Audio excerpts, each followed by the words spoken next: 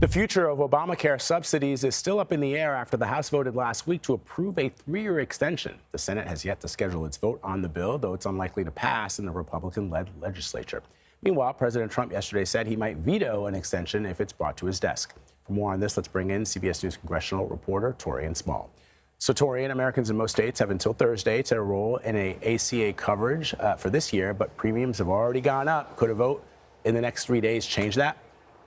Yeah, so we talked to members of the Problem Solver Caucus, including Bernie Moreno, the Republican from Ohio. He told us that there are talks currently happening that would see an extension of the open enrollment period from mid-January to March, giving people a little bit more time to make their decisions as lawmakers continue to mull over whether or not an expansion of those COVID-era ACA subsidies is a possibility. What we know is that, of course, the House passed through a discharge petition a 3-year extension. There hasn't been appetite on the Senate side for that to happen, but we have seen come out of those conversations a 2-year deal that would see that happen, as well as some guarantees for Republicans who were on the fence in the previous votes. But again, that would have to go back through the House. And then, as you mentioned, Vlad, there's the possibility that the president could veto this, considering this isn't going through an overwhelming majority in both chambers that would override that veto. Still a lot on the line here, but ultimately, as these days tick down, that extension to this open enrollment period would be crucial as Americans consider their health care options.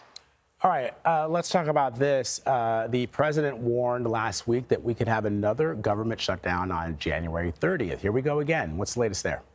Yeah, that stopgap measure that reopened the government during the longest government shutdown only extended us through at the end of January. We're now at that point where these appropriations bill have to turn out quickly to avoid that happening. What we saw come out of the House last week were 2 bills as part of a mini bus that would fund the relevant departments. The House, according to House Speaker, is on schedule to avoid a government shutdown. He's now putting the onus on the Senate to act.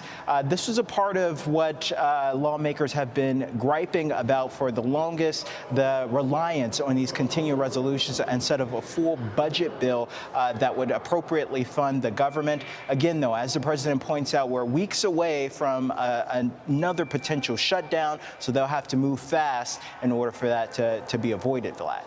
All right, Torian Small reporting from Congress for us. Thank you.